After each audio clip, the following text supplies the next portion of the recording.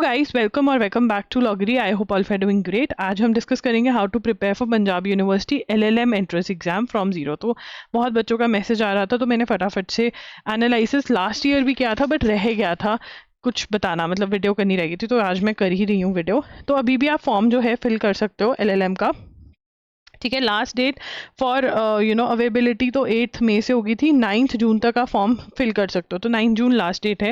And date of the exam जो आपकी है वो 19, 20, 21 यहाँ पे इसमें से एक दिन होगा आपका। सेंटर ऑफ एग्ज़ाम है Chandigarh, Ludhiana, Hoshiarpur and Muktsar, right. LLM जो है 2 ईयर्स की एलएलएम यहाँ पर है, ठीक है। 1 ईयर की भी है और 2 ईयर की भी है, ठीक है। तो यहाँ पर आपकी एलएलबी की 3 ईयर्स की डिग्री हो सकती है, बीए बीकॉम 5 ईयर्स की डिग्री, बट ओवरऑल आपके एलएलबी में 55% होने चाहिए। 50% अगर SC ST BC PWD category से हो, ठीक है। Scheme of the entrance exam के 1 आवर 30 मिनट्स दिया जाता है पेपर को सॉल्व करने के लिए। 100 मार्क्स का है, नेगेटिव मार्किंग बिल्कुल है 0.25 मार्क्स की, ठीक है। अब यहाँ पर अगर हम नंबर ऑफ सीट्स वगैरह देखें तो ये देख सकते हो, ये एग्जाम आपका एलएलएम 1 ईयर के लिए है, एलएलएम 2 ईयर के लिए भी यही है। Department of laws PU Chandigarh में 1 ईयर और 2 ईयर लॉ है। फिर यूनिवर्सिटी ऑफ लीगल स्टडीज़ में भी 1 ईयर लॉ है, 2 ईयर लॉ है, ठीक है। और यहाँ पर एडवोकेट्स के लिए भी कुछ सीट्स जो हैं वो रिजर्व्ड है। एलएलएम 1 ईयर कोर्स जो है वो लुधियाना में भी है और 1 ईयर कोर्स आपका होशियारपुर में भी है, ठीक है। तो ये सीट्स की डिस्ट्रीब्यूशन है, आप यहाँ से देख सकते हैं। उसके बाद अगर हम पैटर्न ऑफ द एग्ज़ाम देखें तो ये डिवीजन रहता है। 20 क्वेश्चंस आपके ये पब्लिक लॉ में से आएंगे, क्रिमिनल लॉ में से आएंगे 20, सिविल लॉ में से आएंगे 20, कमर्शियल लॉ में से 20, अदर लॉज में से 20। अब मेरा काम है कि आपको पढ़ना कैसे है, बिकॉज कम दिन रह गए हैं, कैसे क्या करें, ठीक है। सो आई थिंक सबसे ज़्यादा इम्पॉर्टेंट जो है पेपर वो कॉन्स्टिट्यूशन का है, ठीक है ना। Constitution is very very important, क्योंकि इसमें से हम 10+ क्वेश्चन एक्सपेक्ट कर सकते हैं, 10 to 11 क्वेश्चन, जो सबसे ज़्यादा हैवी इसी में से है। तो आपको कि सब्जेक्ट भी हैवी है, बट इसका सबसे बेस्ट पार्ट जो मुझे लगा ना कि आप अच्छे से इंट्रोडक्शन पढ़ लो। इसकी इंट्रोडक्शन मतलब आप कोई भी बुक ले लो, मान लो यूनिवर्सल की एलएलएम की बुक ले लो, सिंगल्स की ले लो, कोई भी एलएलएम की जो कंपाइलेशन है वो ले लो। उसमें से इंट्रोडक्शन में पढ़ो कि कौन कहाँ चीज़ से क्या बोरो हुआ, ठीक है। थोड़ा थोड़ा जो है इंट्रोडक्शन अच्छे से पढ़ो, और बोरोइंग वाला पार्ट तो रट लो, वो टेबल अच्छे से रट लेना है कि कौन सी चीज़ कहाँ से उठाई गई है इंडियन कॉन्स्टिट्यूशन की। फिर जितने कमिटीज़ और कमीशंस हैं वो भी अच्छे से रट लो, ठीक है। और जो जजमेंट्स हैं, रीसेंट वाली भी और ओल्ड वाली भी जजमेंट्स जो हैं वो भी आपको अच्छे से कर लेनी है, ठीक है। इतना कर लिया। उसके बाद जो टॉपिक्स इंपॉर्टेंट है, एक तो प्रियम्बल अच्छे से पढ़नी है, ठीक है। और इन सब के रीडिंग भी करनी है प्लस MCQs भी करने हैं, ठीक है। प्रियम्बल करनी है, fundamental rights, directive principle of state policy करना है, ठीक है। उसके बाद फंडामेंटल ड्यूटीज़, फिर उसके बाद सिटीजनशिप वाला टॉपिक इज़ इम्पॉर्टेंट, ठीक है। उसके बाद आपका पावर्स ऑफ प्रेसिडेंट, एग्जीक्यूटिव का जो पावर है, पावर ऑफ प्रेसिडेंट, एग्जीक्यूटिव की क्या पावर्स हैं, ये आपको 10 टॉपिक्स अच्छे से करने हैं। ये PYTs हैं, ठीक है। ये टॉपिक्स आपको अच्छे से करने हैं, एंड इसकी आपको रीडिंग भी करनी है प्लस MCQs भी अटेम्प्ट करने हैं, ठीक है ना। फर्स्ट टाइम में फर्स्ट उसमें आप ये करो। बाकी अगर आप MCQs सारे सॉल्व कर सकते हो जितने भी कॉन्स्टिट्यूशन के LLM के एग्जाम के लिए दिए हुए हैं तो बहुत ही बढ़िया है कॉन्स्टिट्यूशन के लिए, बट ये तो आपको करना है, this is very very important, ठीक है। उसके बाद जो सब्जेक्ट बहुत हैवी है वो आपका है BSA, ठीक है ना। BSA is very very important. Evidence act, मतलब एविडेंस एक्ट सबसे ज़्यादा क्वेश्चंस यहीं से आ रहे हैं, 6 के अराउंड क्वेश्चंस हैं। और एविडेंस एक्ट में भी आपने पढ़ना है कि कौन से टाइप के एविडेंस होते हैं, ठीक है ना। एक तो आप पढ़ लो, एक तो टॉपिक, एक तो सेक्शन 51 to 93 करना पड़ेगा कि भाई कौन कौन से एविडेंस है, सेकेंडरी कौन से, प्राइमरी कौन से, क्या कैसे आ रहा है। और एक आपको कन्फेशन एंड एडमिशन के अंदर जो आर्टिकल्स आ रहे हैं वो अच्छे से पढ़ने भी हैं और उनके MCQs भी सॉल्व कर जाने हैं, ठीक है। This is very very important. उसके बाद जो इम्पॉर्टेंट है, ठीक है, वो है जो चीज़ है कॉन्ट्रैक्ट्स, ठीक है। कॉन्ट्रैक्ट में क्या करोगे? कॉन्ट्रैक्ट में देखो यार, वॉइड अग्रीमेंट क्या होता है, ठीक है ना। वॉइड अग्रीमेंट करोगे, ठीक है।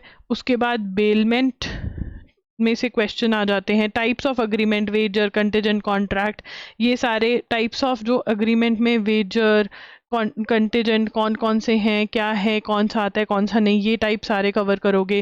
केस लॉज जो हैं जितने एमसीक्यूज केस लॉज से रिलेटेड हैं वो अच्छे से करोगे। ये आप एमसीक्यू प्लस थ्योरी दोनों ही करोगे हर सब्जेक्ट की जो इम्पोर्टेंट है, ठीक है ना। उसके बाद डॉक्ट्रिन ऑफ फ्रस्ट्रेशन जो है वो करोगे, ठीक है। बेलमेंट देखोगे, स्ट्रेशन, ठीक है, बेलमेंट, ये सारे टॉपिक्स इंपॉर्टेंट है। केस लॉज 2 से 3 क्वेश्चंस केस लॉज में से कॉन्ट्रैक्ट में आ रहे हैं, ठीक है। उसके बाद जो आपका है सेल्स ऑफ गुड्स एक्ट, ठीक है, unpaid seller, sales of goods act, मतलब जो जो वैसे ही क्वेश्चंस इंपॉर्टेंट है ना वही पूछ रहे हैं, ऐसे कुछ रैंडमनेस ज़्यादा नहीं है। अनपेड सेलर, ठीक है ना, काव्याट एम्प्टर, ठीक है, फिर एंटी कॉम्पिटिटिव एग्रीमेंट। फिर उसके बाद जो आपके इंपॉर्टेंट हैं जिसमें से बहुत क्वेश्चंस आए हैं, IPR is very important, copyright act and trademark act, RTI बहुत इंपॉर्टेंट है, आईटी एक्ट बहुत इंपॉर्टेंट है। इसमें से आप लगाओ लगभग लगभग, मतलब हम देख ही रहे हैं ना, आपको फर्स्ट उसमें जो बहुत ही इंपॉर्टेंट है ये देखो, इसमें से बड़े क्वेश्चंस आ रहे हैं, ये तो अच्छे से करके जाने हैं। इसके आप एमसीक्यूज पढ़ो, ठीक है ना, एलएलएम की बुक में से, और फिर जो एमसीक्यू आपको समझ नहीं आ रहा उसका थ्योरी उसी में से पढ़ो, या फिर जो मेन रेफरेंस बुक है उसमें से पढ़ो। ये वाले सारे अच्छे से कर कर जाने हैं। कॉन्स्टिट्यूशन लॉ अच्छे से कर कर जाना है, ठीक है। उसके बाद बीएनएस जो है वो आप वो मतलब क्रिमिनल लॉ में पहले आपने क्रिमिनल लॉ करना है, ये दूसरे पे ये रहेगा, तीसरे पे एविडेंस करके जाना है, ठीक है। उसके बाद फिर आपका ये वाला, ठीक है, फैमिली लॉ, ठीक है, हिंदू लॉ जो है वो अच्छे से पढ़ कर जाओ। हिंदू लॉ सारे बेयर एक्ट में से अच्छे से करके जाओ, बड़ा सही रहेगा आपका। उसके बाद यहाँ पे कॉन्ट्रैक्ट एक्ट इंपॉर्टेंट है, मैंने आपको इंपॉर्टेंट वाले एक्ट्स लिखवा दिए हैं। ये इंपॉर्टेंट वाले एक्ट्स जो आप करके जाते हो ना, ठीक है, Hindu law is also important, यहाँ पे लिख लो, हिंदू लॉ भी इम्पॉर्टेंट में आएगा, ठीक है ना। हिंदू लॉ में मतलब बेसिक आपने उठाओ, अपना बेयर एक्ट उठाओ एंड उसको रीडिंग दे दो एक बारी, ठीक है, और फिर एमसीक्यू सॉल्व कर लो, मेरे ख्याल से बढ़िया रहेगा आपका, ठीक है। हिंदू लॉ तो आप मेरे मतलब वहीं से करो, ठीक है। फिर आर्बिट्रेशन, आर्बिट्रेशन भी बेयर एक्ट में से करो डायरेक्ट, मतलब ये दोनों लॉज जो हैं बेयर एक्ट और फिर एमसीक्यूज पढ़ दो, मतलब हिंदू लॉ बेयर एक्ट में से बड़ा सही होता है, ठीक है, ये आपको करना है। मतलब जो आप ये इंपॉर्टेंट वाले कर जाओगे ना तो लगभग लगभग आप 60-65 मार्क्स का ये लगा कर चलो, ठीक है। और उतने में एडमिशन नहीं होगी, एडमिशन के लिए आपको 75 प्लस जाना पड़ेगा, तो ऑब्वियसली प्रेपरेशन भी ज़्यादा मार्क्स की करनी पड़ेगी। तो यहाँ पर आप लगाओ कि आपको पहले जो मैंने ये लिखवा दिए हैं ये आप पहले करो, ठीक है। उसके बाद then you have to choose कि हाँ यार मैं कौन कौन से टॉपिक्स और कर सकती हूँ जो मेरे रह गए हैं, तो आपको 3-4 टॉपिक्स और उठा करके करने पड़ेंगे, ठीक है ना। And then you will be in a position to clear the exam.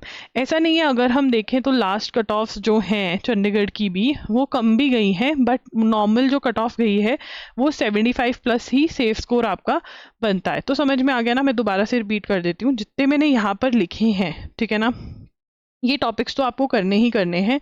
Constitution is very important, BS से evidence is very important, arbitration, Hindu law, ठीक है। फिर उसके बाद कॉन्ट्रैक्ट्स, ठीक है। उसके बाद sales of goods act, IPR, RTI act and RTI लिखा है मैंने, हाँ आरटीआई लिखा है, आईटी एक्ट लिखा है, और उसके बाद हिंदू लॉ, आर्बिट्रेशन, ये सारा लिखा है ना।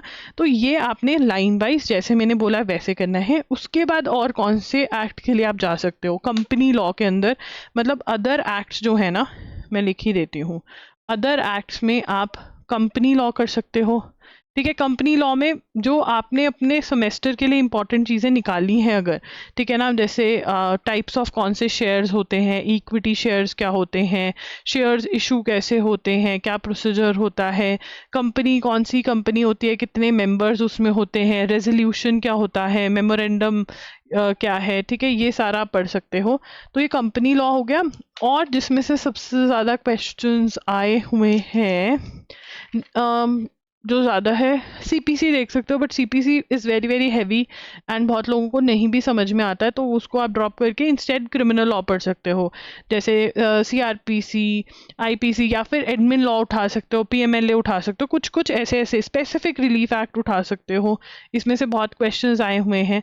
स्पेसिफिक रिलीफ एक्ट कर सकते हो, नेगोशिएबल इंस्ट्रूमेंट्स कर सकते हो, ये वाले आई थिंक डुएबल हैं, तो ये आप कर सकते हो एंड देन आपका 75 to 80 मार्क्स का हो सकता है, मतलब 20 मार्क्स के अराउंड का आप छोड़कर जा सकते हो, बाकी आपका हो सकता है, ठीक है अच्छे से। कोई और जो डाउट्स हैं वो कमेंट्स में पूछो, उसी अकॉर्डिंग मैं वीडियो बनाऊंगी। अगर इसके मॉक टेस्ट चाहिए तो कमेंट्स में बता सकते हो, मैं मॉक टेस्ट प्रोवाइड कर दूंगी। पेड मॉक टेस्ट होंगे बट प्रैक्टिस करने के लिए बहुत अच्छे रहेंगे, तो कमेंट्स में बता दो क्या क्या डाउट्स हैं, ठीक है ना। जिस जिसको प्रॉमिस किया था मैंने वीडियो कर दी है। Thank you for watching, all the very best. जो भी डाउट्स हैं कमेंट्स में पूछना, फिर और वीडियो कर दूंगी।